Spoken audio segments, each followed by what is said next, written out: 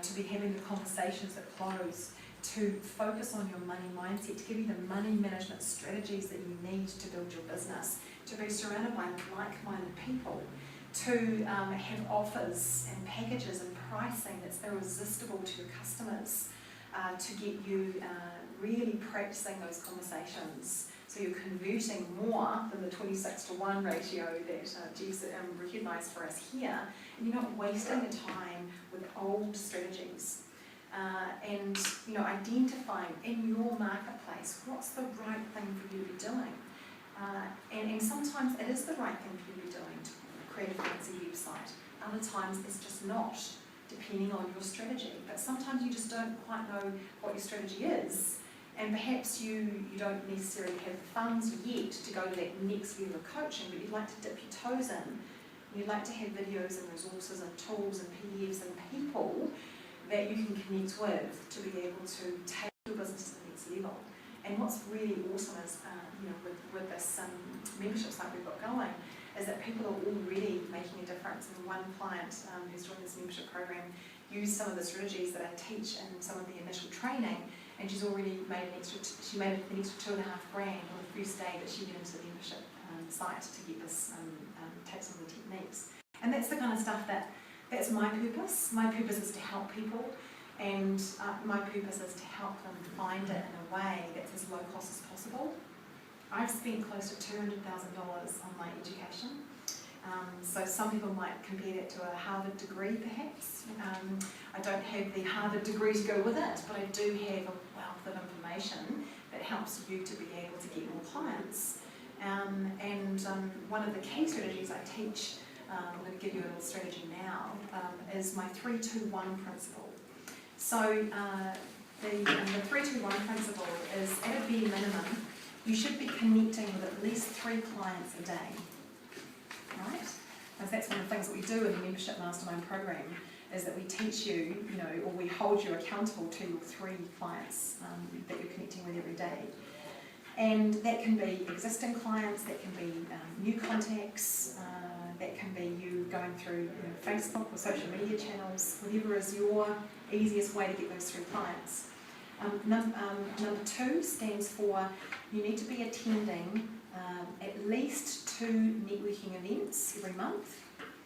At least 2, and that would be an absolute minimum that you would be attending. Now, I would consider this to be one of your 2, right? Because you're connecting with business owners here in the room. So, highly encourage you guys to network with each other afterwards, or swap cards, so that you can help and serve each other along the way. And number 1 is one of my favourite ones, and it's one that I believe has helped me build the credibility and visibility in my business. And that is, every month, push yourself outside your comfort zone and invite someone who is more successful than you out for lunch or coffee. You will be absolutely blown away at how giving people who are more successful than you are. They, like you, want to be of service. They, like you, want to help people, and they, like you, are filled with joy in seeing other people rise into high levels of success. And that is exactly how I got to go out for lunch with George Ross, who is Donald Trump's right-hand man. I was set a challenge by my mastermind group and told to, what's that saying, feel the fear and do it anyway. And I had attended an event with George, and I had been bold enough to go up to him. I managed to find a gap and to go up to him. George Ross is the guy off The Apprentice, if you're wondering who it is.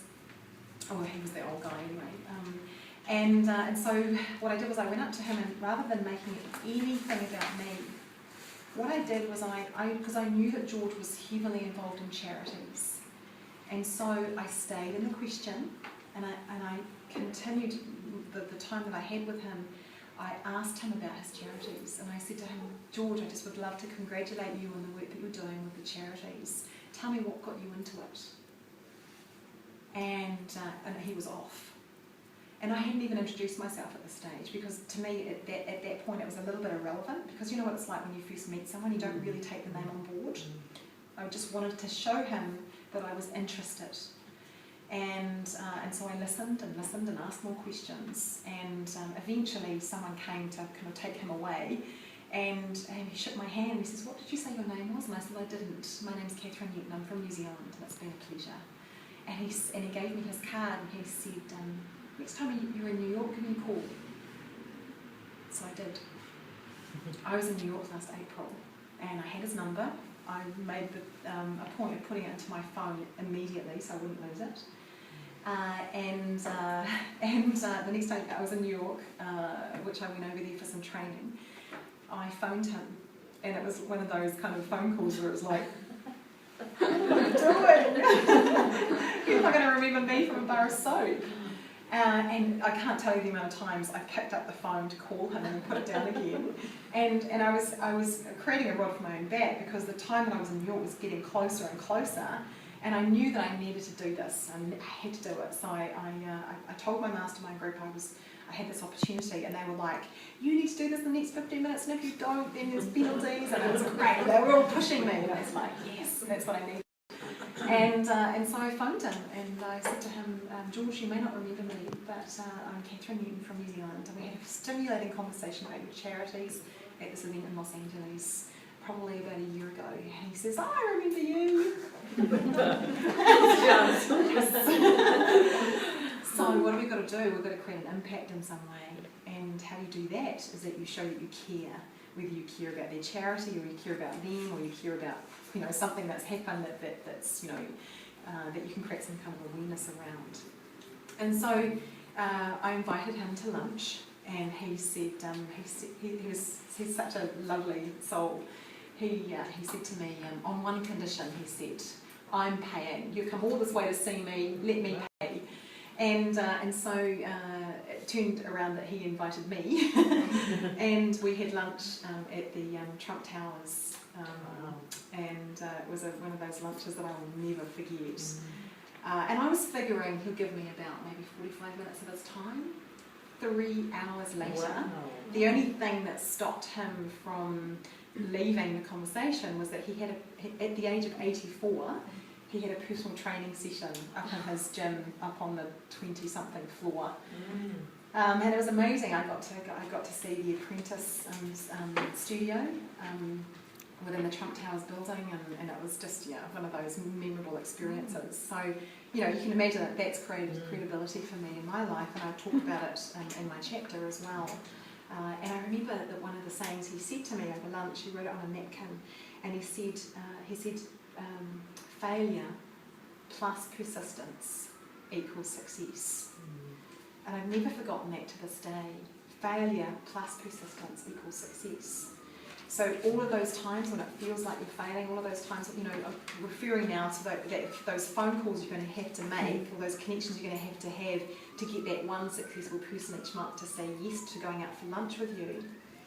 You just never know where that connection is going to take you, or who's going to be at the table that they're going to introduce you to, or how that's going to unfold in your business in ways that you could only imagine, especially if you stay in the question.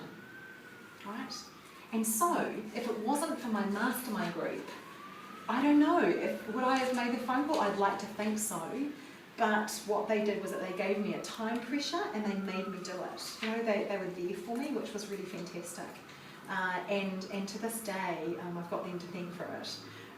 And it's gone on to create all sorts of different opportunities for me, like my business. But I think also what it's done is that having the support of my mastermind group, as well as the strategies that we learn there every day, and that I teach in the mastermind group that I bring together, is some fearless strategies that you can adapt in your own life. And I've got many stories like that to tell as a result of me overcoming my fear of doing business and getting more confidence. And I think it's one of the things that people often say about me now is that there's a confidence about me in the way that I do business that reassures people and has them believing in me, and that's what we want for you as well. And how do you do that? You get out there and you practice. You get consistent with your marketing. You work on your mindset because, as I've learned along the way, the mindset is actually 90% of whether you succeed or not. I mean, imagine how you'd feel if you did 26 cold calls and only got one yes. That's a whole lot of mindset stuff you need to deal with. Now, we're hoping that your strategy doesn't necessarily have to include cold calling, because it's not one of my strategies that I endorse, but I do know that for some people you do need to do it. But it's about finding the ways that work for you and doing more of those things that are going to serve you and to serve your customers. You've got to have the systems in place. And systems were, I kind of came from that environment, if you like, that systems were kind of not really my thing. And I preferred the free flow of my business, and if I felt like having coffee that day with this group of people and spending more time at this networking event and being available to this group, then I kind of went with the flow. But what I soon began to realise is that I had no time system in place. I had no balance around when was a cut-off time for when I was working, when I wasn't, when I was being of service and when I was actually doing a deal, when I was available to my children and when I needed to be working, because I, like many of you, work from home, and you know, there's often the washing to be hung out, you know, and or you know, a family member's calling and saying, oh, you're home today, can I pop in? But there's actually, you know, when you have systems in place, you're able to actually adhere to them. And so one of the components within the mastermind program that I teach is some really good systems. And having spent around $200,000 on my training, you can bet your bottom dollar that I've got some damn good systems that I share with people, which are, you know, helpful.